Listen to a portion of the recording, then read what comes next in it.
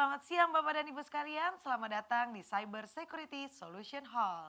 Sebelumnya kami mengucapkan banyak terima kasih kepada Bapak dan Ibu sekalian yang sudah menyaksikan acara utama kami di main stage. Di dalam Cyber Security Solution Hall ini, Acer memperkenalkan solusi teknologi di bidang keamanan cyber. Ini paling penting Bapak Ibu sekalian. Dan di dalam hal ini juga bersama-sama kita akan membahas lebih dalam mengenai Acer Cyber Security Services. Untuk itu langsung saja kita menyimak pemaparannya yang akan disampaikan oleh Bapak Bungki Raharjo selaku Pre-Sales Commercial Product Acer Indonesia. Kepada Bapak Bungki Raharjo kami persilakan.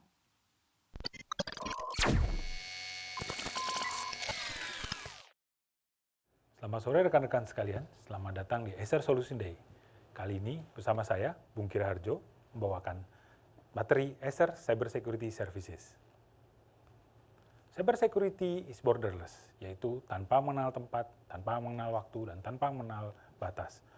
Untuk itu, Acer bekerjasama dengan PT ACSI menghadirkan Cyber Security Service di Indonesia setelah sebelumnya berhasil menjalankan operasional di Thailand dan di Taiwan. Kami percaya dapat menghadirkan managed security service provider di Indonesia karena kami sudah mempunyai pengalaman yaitu operasional, terutama untuk SOC, Security Audit, SOC atau Security Operation Center dan Security Audit. Kami mempunyai big data analytic dan AI terkait untuk beberapa ancaman yang khususnya di Asia. Dan juga selain hal tersebut, kami mempunyai platform untuk mengakomodir hal tersebut. Menurut World Economic Forum, data fraud dan cyber attack masuk dalam top 10 risiko yang kemungkinan terjadinya sangat tinggi. Untuk itu, cyber security sangat diperlukan. Dan begitu juga dengan impact dari cyber attack dan information security breakdown, itu impact yang masuk dalam top 10 menurut World Economic Forum. Dan berikut adalah cyber security challenge di Indonesia. Jadi di Indonesia, cyber security challenge-nya merupakan legacy IT infra as a threat. Yaitu barang-barang yang lama biasanya merupakan ancaman atau sudah kuno, sudah perlu di-upgrade, dan itu merupakan sebuah ancaman. Selain itu, legacy cyber security product juga merupakan ancaman. Belum di-update, perlu di-upgrade, perlu permajaan, perlu patch. Itu juga salah satu ancaman. Selain itu, yang paling menarik adalah security awareness terhadap karyawan. Itu juga merupakan ancaman karena beberapa ancaman masuknya tidak hanya melalui teknologi, tapi juga melalui people. Kita perlu tahu bagaimana cara point of view attacker atau hacker masuk ke organisasi kita. Berikut adalah cyber kill chain yang sudah terkenal dan sudah metodologinya yang sudah banyak dilakukan oleh para attacker dan hacker. Untuk memahami para attacker dan hacker bekerja, kita perlu memahami proses cyber kill chain. Cyber kill chain yang pertama adalah proses recon. Proses recon ini adalah merupakan scanning untuk aset yang ada di organisasi dan perusahaan Anda, yaitu melakukan semua data intelijen, data gathering, apapun yang ada berhubungan dengan aset perusahaan atau organisasi Anda. Itu akan dilakukan oleh hacker untuk mendapatkan apa-apa saja informasi yang dibutuhkan. Setelah itu hacker akan berpikir, bagaimana cara saya menyerangnya ya? Setelah itu, dia akan mencoba untuk mencari kerentanan atau vulnerability pada saat proses nomor 1 tadi. Setelah sudah menemukan vulnerability yang didapat, dia akan mencoba untuk mendeliver exploit-nya. Bagaimana cara mendelivernya? Sejauh ini yang paling efektif adalah menggunakan mail phishing. Mail phishing adalah salah satu metode paling efektif untuk menyebarkan atau mengirimkan sebuah exploit. Setelah email phishing dikirimkan dan exploit sudah juga dijalankan, attacker tersebut akan mencoba untuk mengontrol, yaitu dengan melakukan instalasi dan melakukan command and control. Pada saat ini, pada proses command and control, aset Anda berarti sudah terkompromis karena sudah terhubung dengan kontrolnya para attacker atau hacker tersebut, yang nantinya tujuannya biasanya dia akan di situ berdiam berlama-lama di situ untuk mencoba menggali dan mengeluarkan data-data yang penting atau kita bisa sebut data exfil. Data exfil ini kenapa penting? Biasanya motifnya adalah uang. Selain itu juga kompetisi. Misalnya perusahaan yang sekarang mungkin jadi banyak target adalah perusahaan farmasi, karena sekarang farmasi berlomba-lomba bikin virus, salah satunya mungkin itu contohnya. Berikut adalah ringkasan tentang ICSI. Operator Security Operation Center nomor 1 di Taiwan, baik secara kapasitas dan jumlah customer. Selain itu juga sudah dilengkapi laboratorium untuk forensik yang telah tersertifikasi ISO. Mempunyai banyak event security data, kira-kira 40 juta per bulan. Dan juga ribuan security rules untuk mendeteksi ancaman. Selain itu, didukung juga dengan security intelligence berdasarkan dari big data, AI, dan beberapa security profesional yang telah memilah berdasarkan dari relevansi. Referensinya adalah sebagai berikut. Government Information Sharing Analysis Center, Critical Information Infrastructure Protection ISAC sejak tahun 2008 sampai 2017. Selain itu, sudah mendapatkan sertifikasi global, baik itu ISO 27001 atau ISMS, ISO 17025 untuk laboratoriumnya, dan juga BS 112 untuk Personal Information Management. Selain itu, sudah membangun SOC sejak tahun 2003 dan semakin berkembang seiring berjalannya waktu. Ini adalah roadmap untuk cyber security service di Indonesia. Yang pertama, kita melakukan security audit services. Di antaranya adalah Information Security Health Check, System Vulnerability Assessment atau sistem VA kita sebut, dan Web Patch VA.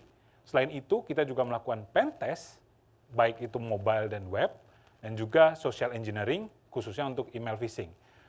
Akan berkembang pada berikutnya, yaitu Security Monitoring Services. Antara lain, SOC Planning and Deployment, Anti-Hacking Monitoring Service, Antivirus Monitoring Service, dan Threat Analysis by AI dan Big Data.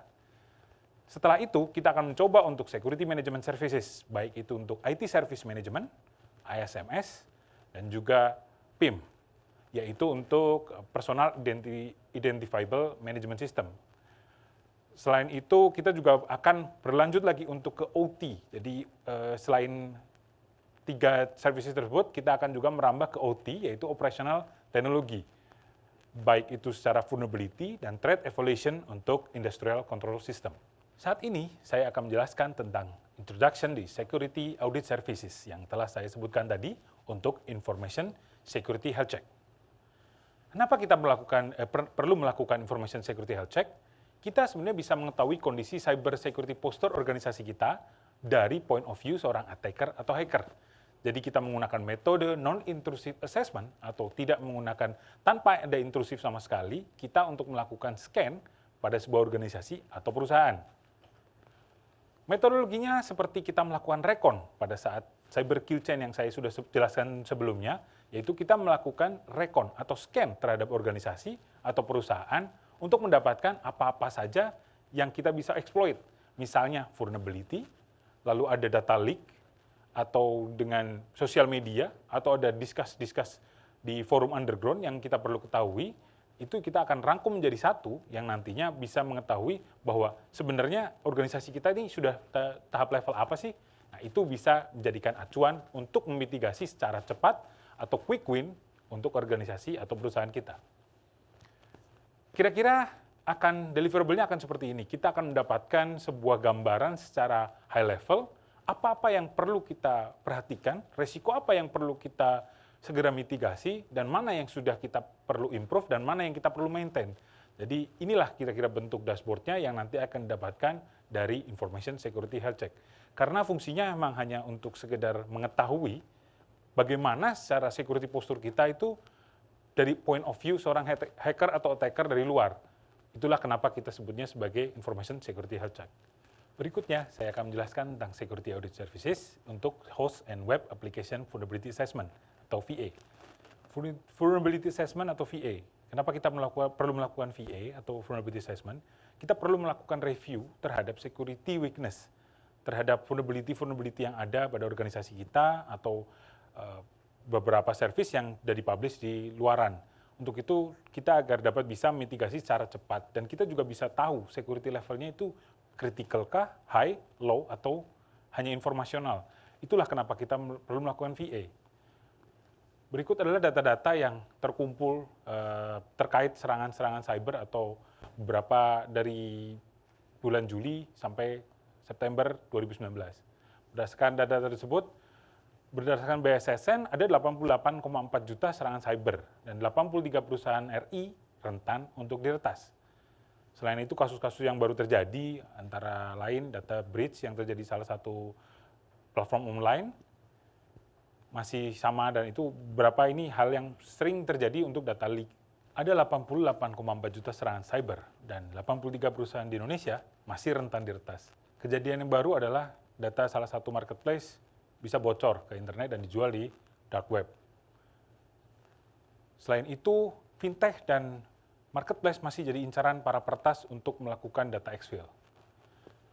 Vulnerability assessment ini kenapa kita perlu lakukan? Selain tadi ada ancaman dari cyber, ternyata kita perlu melakukan vulnerability assessment untuk mengidentify vulnerability apa sih yang ada di organisasi kita atau di perusahaan kita, dan kita juga untuk bisa verifikasi bagaimana proses change management, dan kita bisa review sistem konfigurasinya seperti apa. Selain karena ancaman daripada attacker atau hacker, kita juga kenapa kita perlu melakukan vulnerability assessment, karena kita harus bisa mengidentify ada vulnerability atau kerentanan apa di lingkungan atau di organisasi kita. Dan kita juga harus memverify proses manajemen dan sistem configuration pada organisasi kita atau pada perusahaan kita. Selain itu, kita juga bisa memvalidasi apabila kita menggunakan jasa provider lain atau managed service security provider lain, kita harus bisa memvalidasi apakah sudah benar untuk hal tersebut dijalankan. Prosesnya berjalan, teknologinya juga ada, dan people-nya juga apakah sudah berlangsung atau berjalan sebagaimana SLA yang sudah dijanjikan. Lalu selain itu, secara berkesinambungan, kita mengevaluasi internal cyber risk level. Itu juga penting karena itu adalah salah satu hal yang memang harus dilakukan secara berkala. Selain itu, kita juga memverifikasi bagaimana sih kondisi cyber security postur kita, apakah sudah cukup, perlu ditingkatkan, atau bahkan malah kurang. Dan terkait masalah compliance, ISO 27001 mewajibkan untuk vulnerability assessment. Di SEOJK juga mewajibkan untuk vulnerability assessment. PCI DSS itu juga hal yang wajib untuk melakukan vulnerability assessment. Metodologi VA yang kita lakukan adalah sebagai berikut. Kita akan mengetahui dulu sebenarnya apa yang akan kita scan, baik itu web ataupun sistem. Setelah itu kita melakukan preparasi dan mengkonfigurasi gimana cara kita akan men-scan-nya. Setelah itu kita melakukan scan terhadap baik itu web dan juga sistem tersebut. Setelah melakukan scan dan mendapatkan hasilnya, kita akan review apakah hasilnya sudah memuaskan atau tidak, dan setelah itu kita serahkan kepada customer atau kepada klien atau kepada perusahaan yang bersangkutan untuk diperbaikin atau segera diremediasi berdasarkan hasil temuan yang ada dari hasil scan tersebut. Setelah customer atau organisasi tersebut melakukan perbaikan atau melakukan fixing, kita akan retest kembali atau kita akan rescan kembali untuk mendapatkan apakah sudah terkonfirmasi tertutup atau sudah terselesaikan dengan baik atau belum. Setelah itu kita akan generate reportnya akan menjadi acuan sebagai bukti bahwa sudah dilakukan vulnerability assessment dan semua vulnerability atau hasil vulnerability-nya sudah terclose dengan baik. Service selanjutnya pada security audit services adalah penetration testing. Penetration testing atau pentest ini adalah sebuah evaluasi terhadap sistem atau web atau aplikasi yang dimana kita mencoba untuk mengeksploit secara aman vulnerability yang ada pada aplikasi atau sistem tersebut. Jadi kita menggunakan metode yang aman untuk mengetahui apakah bisa tereksploit atau tidak. Istilahnya mengkonfirmasi dari hasil vulnerability assessment apakah memang benar hal itu bisa dieksploit atau tidak, dan itu juga untuk mereview bagaimana defense mechanism kita atau strategi bertahan kita, apakah sudah benar atau perlu diperbaikin atau bahkan mungkin perlu ditingkatkan kembali. Metodologi yang digunakan untuk pentest adalah sebagai berikut. Kita punya 3 metodologi garis besar, yaitu prepare, execution, dan consult. Pada tahap preparation, kita akan mengkonfirmasi beberapa requirement atau kebutuhan apa, mulai dari alamat URL, alamat services, atau IT infrastruktur yang perlu kita pentest. Setelah itu kita melakukan execution, itu kita melakukan data collection, kita mencoba untuk mensimulasikan atau target testing, setelah itu kita berikan information analysis atau kita menemukan temuan-temuan apa aja, kita melist beberapa temuan yang memang sudah ada. Setelah itu kita menyerahkan reportnya atau hasilnya untuk memberikan rekomendasi dan konsultasi apabila hal-hal yang telah ditemukan untuk segera diremediasi. Kami menggunakan OWASP Top 10, baik itu Top 10 Web Application dan Mobile Top 10 sebagai acuan untuk melakukan pentest pada saat kita melakukan pentest. Dan metode yang dilakukan pada saat penetration test juga ada 3 metode yang umum, yaitu black box testing, white box testing, dan gray box testing. Bedanya adalah kalau ketika kita melakukan black box, kita tidak mempunyai informasi apapun. Kita hanya diberikan sebuah alamat atau aplikasi, dan kita akan mencoba seluruh cara untuk mendapatkan vulnerability atau kita dapat exploit terhadap sistem tersebut. Lalu kalau menggunakan Greybok itu kita mendapatkan sebagian informasi. Mungkin kita diberikan versionnya, atau mungkin kita diberikan data flow-nya, dan atau bahkan mungkin kita diberikan username dan password-nya untuk mengetes bagaimana cara bekerjanya. Sedangkan untuk white box testing, ini biasanya kita diberikan full semuanya, mulai dari source code, user password, data flow, versinya, semuanya agar kita mendapatkan lebih banyak informasi dan kita bisa tahu di mana celah yang bisa kita exploit. Yang paling umum digunakan yaitu menggunakan black box testing dan gray box testing dalam melakukan pentest. Service berikutnya di Security Audit Service adalah Social Engineering Email Phishing Campaign. Social Engineering adalah sebuah metode yang memang dikhususkan untuk menipu orang, untuk memberikan akses kepada data, informasi, atau bahkan uang. Social Engineering memang menargetkan kepada proses atau tahap di people. Ada 3 faktor biasanya, people, proses, dan teknologi. Social Engineering mengkhususkan untuk meng-attack pada the weakest link, yaitu people. Berikut adalah phishing trend di Indonesia berdasarkan dari data semester 1 di 2019. Di ASEAN, Indonesia mendekati peringkat pertama, yaitu di 31%. Ini membuktikan bahwa phishing memang metode yang paling ampuh untuk menipu atau menginjek sesuatu atau mendeliver sesuatu kepada para target. Kira-kira beginilah life cycle social engineering, mulai dari kita investigation. Jadi kita akan coba berpikir sebagai layaknya seorang attacker. Kita akan menginvestigate mana yang akan target kita yang akan kita hook atau target kita yang akan kita kirimkan. Kita akan menginvestigasi, kita akan mengidentify mana nih calon korban yang akan saya kirimkan. Setelah itu kita akan hook, kita akan mencoba untuk kita akan buat sebuah email atau sebuah konten yang kira-kira menarik untuk target tersebut. Setelah itu, dia akan mencoba bermain-main untuk bagaimana cara menginjek sesuatu, menginstalkan sesuatu, agar dapat mendapatkan sesuatu yang memang dia inginkan. Setelah itu, dia akan covering seluruh track atau menghapus semua jejaknya setelah mendapatkan informasi. Dan ini prosesnya berulang, kembali lagi seperti mulai dari awal, investigation, hook, play, dan exit. Kenapa kita memerlukan security awareness untuk email phishing campaign ini? Karena selain dari compliance, kita juga perlu part of defense in depth. Selain ada perimeter, ada host, ada antivirus, ada DLP, dan lain-lain, kita perlu melakukan security awareness terhadap member organisasi kita untuk menjaga agar security awareness tetap terjaga. Jadi kita juga bisa mengevaluasi bagaimana sih kesiapan para employee kita atau para karyawan kita terhadap security awareness. Dan kita juga terus-menerus melakukan berkesinambungan secara terus-menerus menanamkan ide tentang cyber security kepada seluruh karyawan. Dan selain itu kita juga verify security protection arsitektur kita apakah sudah sesuai atau belum. Terkait masalah compliance, di ISO 27001 disebutkan juga kita harus memberikan security awareness formal, dan PCI DSS juga iya, dan pada SEOJK juga ada disebutkan. Metodologi yang kita gunakan untuk email phishing campaign, kita pertama adalah menentukan goal settingnya apa, kita akan mendapatkan apa yang kita inginkan untuk social engineering campaign ini. Apakah kita akan mentargetkan suatu departemen, atau seluruh company, atau seluruh karyawan. Ini yang paling penting. Kedua, kita men-setup organisasi. Apa yang kita akan setup, yaitu menggunakan domain apakah kita akan lakukan untuk memancing. Lalu kita membuat test case. Test case-nya seperti apa? Apakah tentang promosi, atau tentang fear tactic menggunakan misalnya akun Anda sudah hampir expire, tolong klik link berikut. Misalnya seperti itu. Lalu kita import target list. Jadi kita perlu import beberapa target-targetnya, misalnya departemen A, B, C. Lalu setelah itu kita buat email template-nya, dan kita set up attachment template-nya, kita masukkan attachment template-nya seperti apa. Setelah itu kita tes pertama, kita tes ke beberapa user terlebih dahulu sebelum kita melakukan email test generation. Lalu kita masuk ke testing period, kita melakukan seluruh blast email terhadap target yang sudah kita list. Dan setelah itu keluarlah report yang nantinya akan digunakan sebagai acuan apakah cyber security terkait email phishing ini atau phishing campaign ini sudah sukses atau perlu ditingkatkan atau perlu bahkan mungkin perlu diadakan kembali.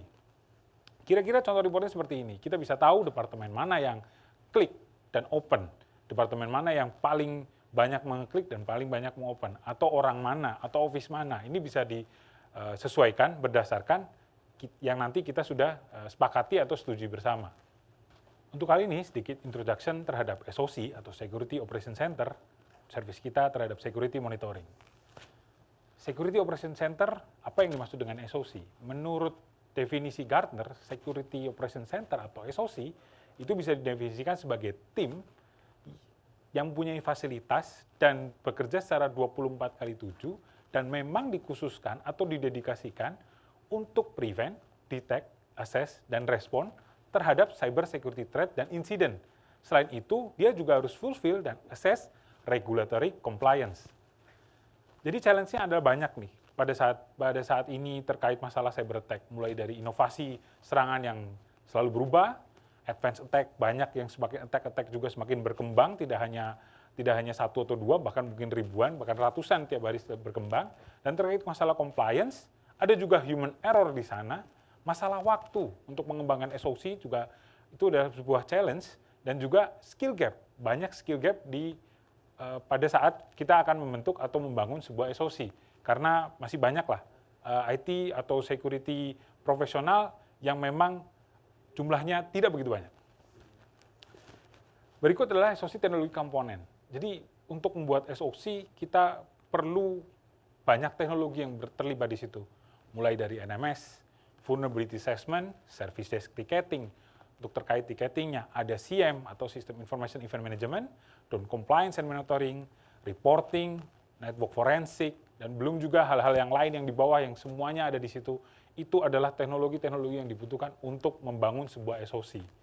Pertanyaannya, apakah kalau kita mempunyai teknologi yang sudah tadi dijabarkan sebelumnya, apakah kita otomatis punya SOC? Jawabannya belum tentu. Karena SOC adalah sebuah proses, people, dan teknologi. People kita harus punya mendedikasikan sebuah tim khusus untuk memonitor cyber threat dan insiden. Kita harus punya prosesnya, baik itu dari segala macam, dari playbook, gimana cara menangani insiden, gimana kalau kita harus merespons sebuah insiden, dan bagaimana kita harus prevent, detect, assess, itu adalah sebuah proses yang harus ada di dalam sebuah SOC. Belum lagi teknologi yang harus kita comply, yang tadi sudah disebutkan sebelumnya, teknologi yang begitu banyak yang terhubung pada SOC. Itulah yang dinamakan SOC komponen, itu mulai dari people, proses, dan teknologi, membentuk sebuah Security Operation Center. Mengapa harus manage service? Pertama, kita bisa mengimprove efisiensi. Yang kedua, kita akan menjadi cost efektif. Dan ketiga, company Anda atau organisasi Anda akan lebih fokus untuk menangani core kompetensinya.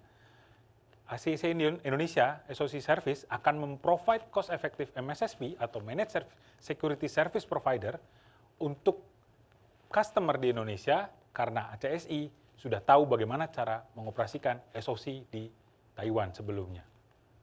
Terima kasih dan sekian dari saya. Terima kasih banyak Bapak Bungki. Penting sekali materi yang tadi sudah disampaikan. Dan ini dia yang paling menarik lagi Bapak Ibu sekalian. Di setiap hall kami akan selalu membagikan trivia quiz dengan hadiah yang menarik, yaitu 3 unit laptop Acer Travelmate. Bagaimana cara mendapatkannya? Bapak dan Ibu cukup menjawab pertanyaan yang sebentar lagi akan muncul di device Anda masing-masing. Setelah itu Bapak Ibu cukup menjawabnya di kolom chat box dengan memilih antara A, B, C, atau D. Sudah siap dengan pertanyaannya? Ini dia pertanyaannya.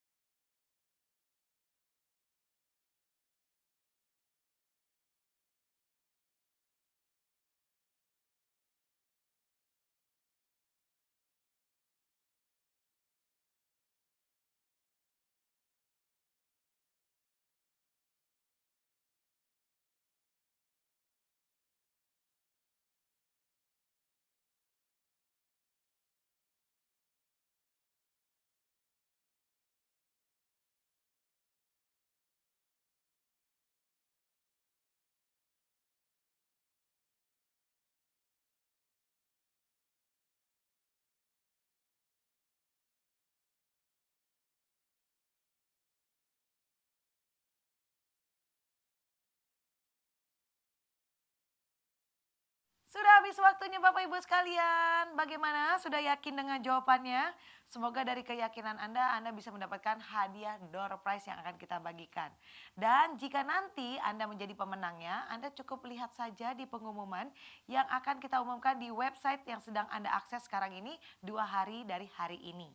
Nah, kalau nanti Anda menjadi salah satu pemenangnya, panitia akan menghubungi lebih lanjut untuk pengiriman hadiah. Kalau begitu, sampailah kita di penghujung sesi Cyber Security Solution. Sekali lagi kami ucapkan terima kasih banyak kepada Bapak dan Ibu yang telah berpartisipasi pada hari ini. Sampai jumpa di Asset Solution Day tahun depan.